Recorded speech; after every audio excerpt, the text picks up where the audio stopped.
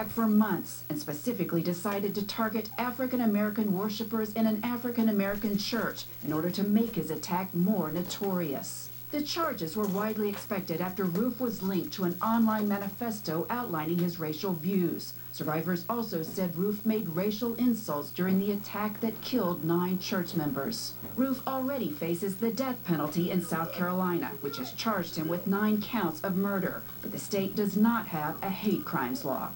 Now, the federal charges also include firearms violations and obstructing the practice of religion, but the Attorney General said no decision has been made on whether the federal government will seek the death penalty. Jan Crawford, CBS News, Washington. And joining us now from Washington, D.C. is CBS News Justice Department reporter Paula Reed. Good morning, Paula. Good morning. So, Paula, is it unusual for the Justice Department to get involved this early in a case? Yes, usually they wait for the local case to conclude before filing federal civil rights charges, allowing local officials to devote their resources to investigating and prosecuting a case. Then the Department of Justice can step in if they believe justice has not been served. In this case, the early involvement is really symbolic. Pursuing federal hate crime charges just weeks after this crime sends a strong message about the unusually horrific nature of the shooting. So federal hate crime charges, that's an interesting differentiation. Why not domestic terrorism? Why not terrorism charges?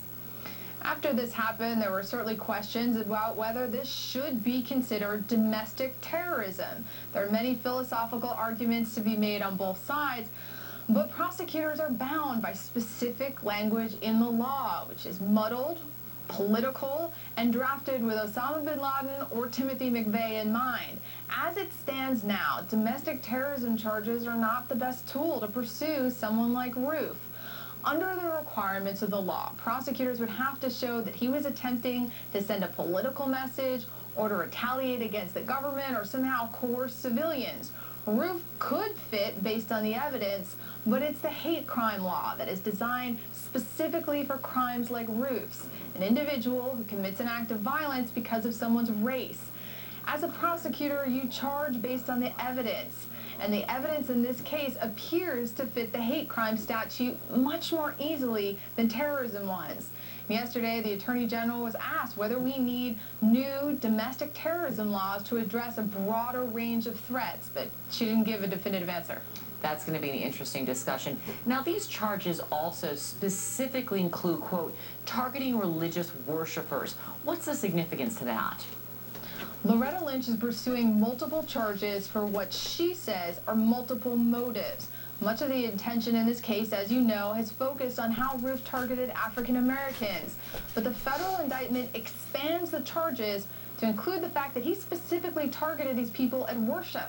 According to the Attorney General, he specifically targeted Emmanuel AME Church because it is a historically significant black church. And that is what puts the federal death penalty on the table in this case. Paula, Dylan Roof also faces state-level charges. Which are going to take precedence? We don't know yet. Earlier today, CBS News asked Senator Lindsey Graham about the case, and he certainly didn't seem ready to let the feds take over. And that reflects a common sentiment in South Carolina. The crime happened in that state. They have charged him with murder and would like to put Dylan Roof on trial and decide his punishment. Usually, federal charges are a backstop in case things fall through at the local level. But here, the state law makes a death penalty eligible, and the evidence appears to make a strong case for conviction.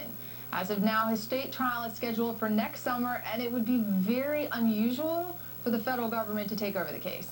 Paula, if I'm not mistaken, you were at that private briefing when the director of the FBI, Director Comey, spoke about the reason that Dylan Roof was able to purchase a weapon in spite of the fact that he perhaps should not have been. Can you tell us about that? We know that a clerical error allowed Roof to purchase a firearm that he should have been denied. The person reviewing Dylan Roof's record wasn't able to see the correct information about his prior arrest. Roof's admission to possessing drugs should have prevented him from purchasing the weapon he used in the shooting. And FBI Director Comey has ordered a review of the incident to be completed within 30 days. CBS News Justice Department reporter Paula Reed. Paula, thanks for joining us this morning. My pleasure. Having the latest model car with all those high-tech mobile features can be convenient, but it can also expose you to hackers. Two computer experts who've been researching car security software over the last 2 years have found they can remotely hack into a vehicle and take control away from the driver. Chris Van Cleve reports. We're killing the engine right now. Actually, it's accelerated. It says 40 miles an hour, but I'm not going that fast. That was the moment two cybersecurity experts remotely took over a Jeep. Driving was a reporter from Wired, which produced this video and posted it on its website. Oh my God. That was a picture of Charlie and Chris in tracksuits. I think we delivered a wake-up call. Charlie Miller and Chris Valasek are ethical hackers who've spent 3 years looking for vehicle vulnerabilities. If you attack my computer and you steal my photos or something, it's sort of a bummer, but if you can attack my car and make the brakes not work, it's a whole other ballgame, and you know, that's really scary. The pair hacked Jeep manufacturer Fiat Chrysler's Uconnect computer system found in an estimated 471,000 cars and trucks. They were even able to cut off the brakes, sending the Jeep sliding into a ditch. Okay, hold on tight. Hold on. He's not getting out of that. The automaker says it has released a software update that offers customers improved vehicle electronic security. How concerned are you that hackers may go after our cars? Unfortunately, I think we have to anticipate that they will. Massachusetts Senator Ed Markey just introduced legislation requiring vehicle cybersecurity and privacy protection. We should put the safety measures in place before we have the catastrophic vehicle accidents that force us to put the safety measures in place. The hackers got in through what's called the head unit, the display here in the middle of the dashboard. It controls the radio, the nav system, and in this vehicle, it's even a Wi-Fi hotspot. For years, car makers said you couldn't get from the head system to driver control. Chris Van Cleve, CBS News, Washington. Police in Florida are looking for a man who headbutted a bus. After the man stepped off the bus, he decided he wanted to go to another stop. When the driver told him it would cost him another $2, the man became angry and the driver locked the doors. The man returned a few minutes later and slammed himself into the bus. He appeared knocked out, but got up and ran away. Up next, high-tech hospitality will take you inside the world's first hotel staffed by robots. This is Up to the Minute. Ever since Daryl's wife started using Game Flings, their laundry smells more amazing than ever. Honey, isn't that the dog's towel? Hey, me towel, Sue towel. More scent plus Oxy Boost and Febreze. It's our best gain ever.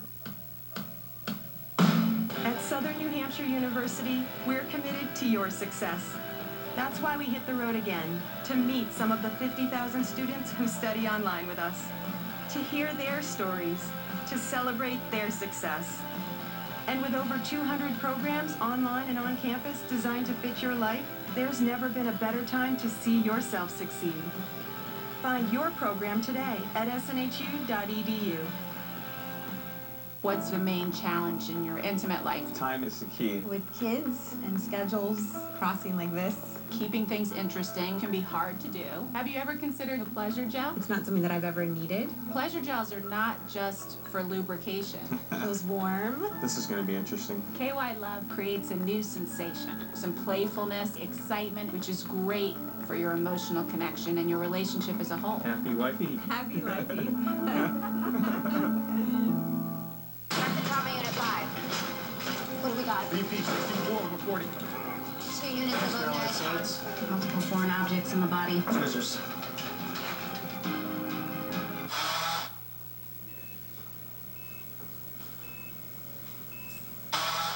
If you're the guy from the operation game, you get operated on. It's what you do. If you want to save 15% or more on car insurance, you switch to Geico. It's what you do. Is that ice cream? No, it's Breyer's Gelato Indulgences. You really wouldn't like it. It's got caramel and crunchy stuff. I like caramel and crunchy stuff. Breyer's Gelato Indulgences. It's way beyond ice cream.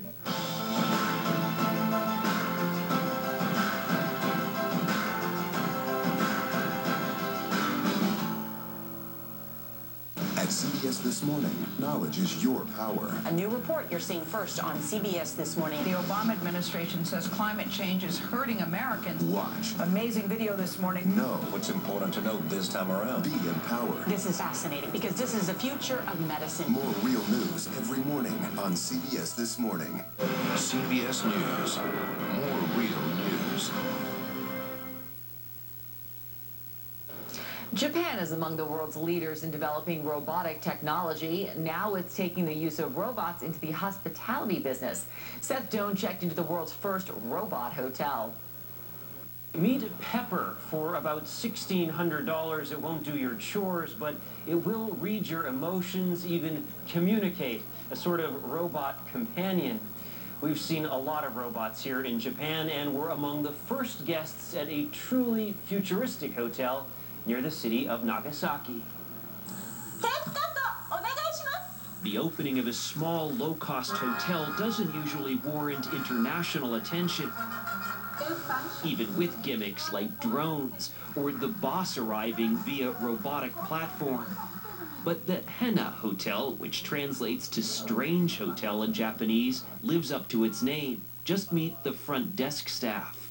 Please ask me a request, but don't ask me a difficult question because I am a robot. Yes, that's an English-speaking dinosaur robot designed to appeal to kids. Also at reception, an almost creepy humanoid programmed to speak Japanese and bow. There's a robotic bag check, even a robot concierge. What do you want to know? Check in, check out, breakfast? Breakfast. Breakfast is a buffet style. It opens from 7 a.m. to 10 p.m. Hideo Sawada is the man in charge. We asked if robots could really replace, say, a concierge who has actually tasted food. Isn't hospitality about connecting with people? Isn't that an important part of the hotel business? For five-star hotels that are selling high-end service, human staff are essential, he told us. But for 3- or 4-star hotels, you need comfortable lodging and a basic level of communication at a reasonable price. Sawada says having robots fill jobs can help reduce labor costs by about 70%. Here, rooms start at roughly $80 a night. You talk about this being a low-cost hotel, but having this sort of investment in these robots seems quite expensive. Yes, robots don't come cheap, he acknowledged, but compared to a year's worth of personnel costs, they are quite cost-effective. And as technology improves, I think they'll become quite price competitive. In technology-crazed Japan, robots are becoming a part of everyday life. From commercials to appearances on TV as modern-day samurai. They're in stores greeting customers. Or as we saw, titillating tourists at Tokyo's robot restaurant. So really, why not in hotels too? After the crowds let up, I checked in. Hello. Welcome. Thank you. Welcome to the Hena Hotel. Thank you. Do you wish to use facial recognition for entrance? There were some software hiccups, but eventually I was off. Enjoy your comfortable stay. To test the robot porter. Could probably carry this on my own, but why not try another robot? Punch in a room number and it will take you there, albeit slowly. You wouldn't want to be in a rush to your room. Here, facial recognition, in theory, replaces a room key. Reject. But it took a few tries. Didn't need a room key. I got in, only to find another robot. This robot is speaking Japanese and it's a little confusing. Thankfully, there was a cheat sheet to help with the wording, but it couldn't do much for my pronunciation. Akari Kashite. What was truly astounding, it deciphered my Japanese and turned out the lights. The lights went off. The camera light's on, but the room lights are off. Great, she understands my Japanese. That was Seth Doan reporting, and this is Up to the Minute. People ask me all the time, Judge, what do I do if I'm injured in an accident?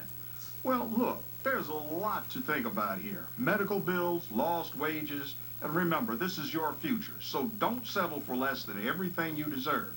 And to best win your case, you'll need an experienced law firm on your side. If you've been injured in an accident, tell them you mean business. Call Marks and Harrison right now at 1-800-WIN-WIN-1. Luck Chevrolet is the Chevy truck expert, period. If you use your truck for work, for play, or both, then go where the truck guys go. Luck Chevrolet in Ashland. 28 miles per gallon and a 320 horsepower American muscle car. That's standard equipment on the new Chevy Camaro. Now get 0% for 72 months on new Camaros through August 31st. Get yours before the 2015's burn rubber into the sunset. See dealer for details. Shopping for a Chevy car or truck? Buy it from Luck. Luck Chevrolet, the Chevy truck experts. Yeah. I called around for auto insurance quotes, and it seems like they're all the same. If you want a company that feels different the very first time you call, then try Amica. There has to be something better. Our whole company is dedicated to great customer service and helping you save money. For example, you can save up to 25% when you insure more than one car with Amica. Hey, why don't you call Amica? That's a great company. Yes, listen to that guy. Bicycle guy. Well, who haven't we tried yet? Amica. Call Amica now for your free, no-obligation quote. Experience the roots of American culture at the Richmond Jazz Festival at Maymont, presented by Altria, August 6th through the 9th. You don't want to miss the region's premier jazz festival, featuring New Edition, David Sanborn, Miss Lauryn Hill, Natalie Cole, Macy Gray, Anthony Hamilton, and many more. For tickets, visit jazzatmaymont.com today. Google's Maps may be tracking your every move, and Microsoft is launching a new app for email chats on your iPhone. Bridget Carey has those stories and more in this morning's CNET Update.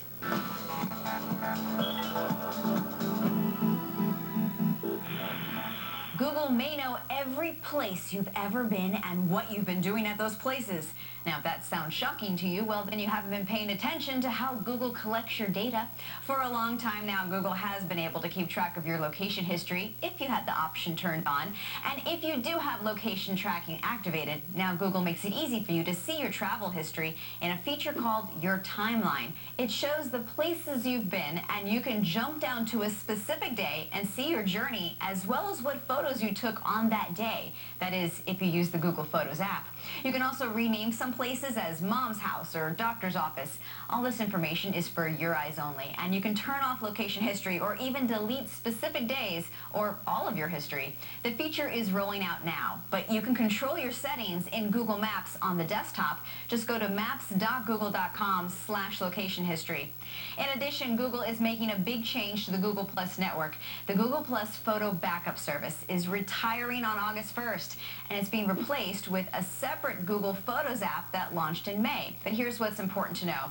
If you uploaded photos to Google Plus, they are safe, but you'll need to do a few things to access your photo backup. You can download the new Google Photos app, and it'll all move over to that new app. Or you can also export your library using the Google Takeout service, which lets you download a copy of all your data saved on Google. And if you don't want to do that, you can still view your library on the web at photos.google.com. And there's more Google news, this time involving email. Google says it's testing a way for Gmail users to create their own custom Gmail addresses. So instead of saying @gmail.com, it's @yourcompany.com or @yourname.com. It would cost you $2 a month for your personal account, and business users would be charged $5 a month for extra storage and other tools. And speaking of email, Microsoft just launched a new email chat app on the iPhone. It's called Send, and it's similar to Facebook Messenger, but only people with Outlook and Office 365 business and school email accounts can sign up to chat on it. Microsoft said it will expand availability in the coming months. It's a way for you to chat with all your coworkers or your classmate email contacts without having to know all of their cell phone numbers. Microsoft says it's coming soon to Windows Phone and Android. That's it for this Tech News Update. There's more at CNET.com. From our studios in New York, I'm Bridget Carey. I'm Allison Harmelin, and this is Up to the Minute.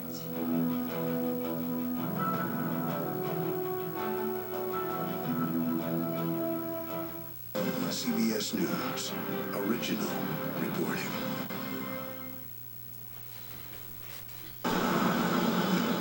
A massive wildfire explodes in Northern California. Evacuations are ordered as the fast-moving flames triple in size in a matter of hours.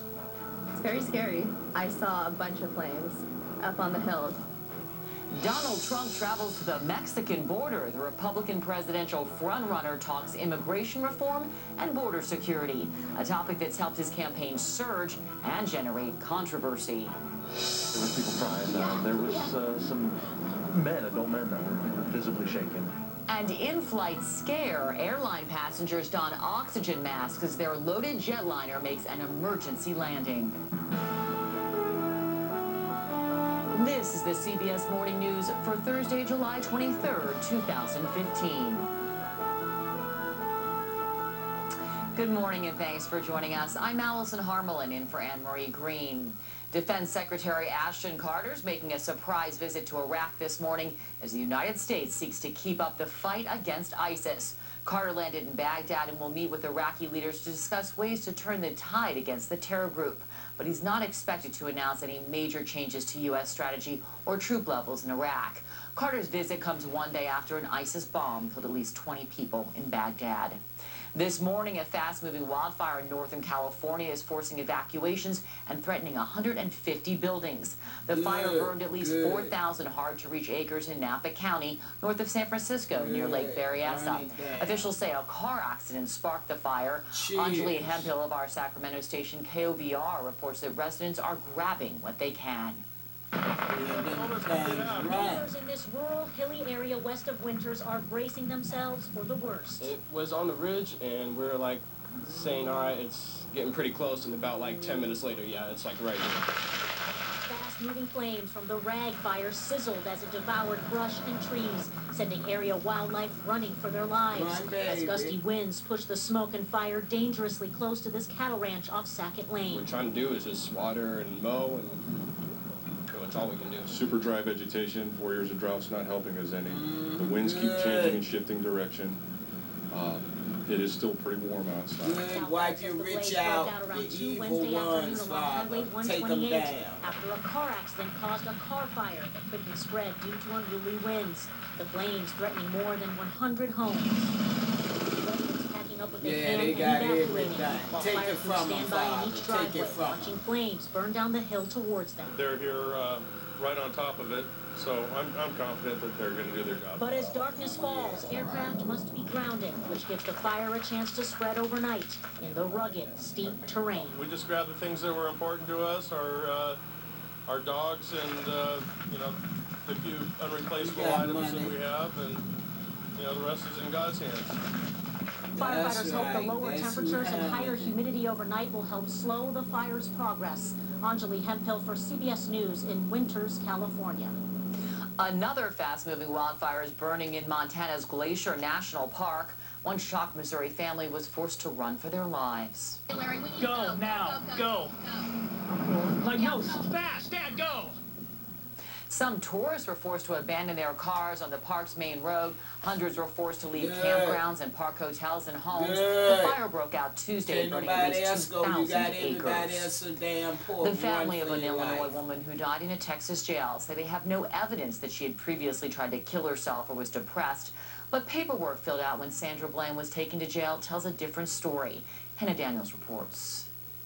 In Sandra Bland's handwritten jail intake form, there are check marks in the yes category, next to the questions asking, had you ever felt very depressed, and do you feel that way now? Yet in this computer-generated one, only a few hours later, the same questions are marked no. Bland's family and friends have insisted she would not have hung herself in her jail cell 3 days after her arrest. She was making plans to get out of jail. Lavon Mosley told a local station Bland left him this rather upbeat voicemail while behind bars, which CBS News has not been able to confirm independently. How they switching lanes with no signal turn into all of this, I don't even know. Both forms do show Bland had previously attempted suicide, but jail officials in Waller County never placed her on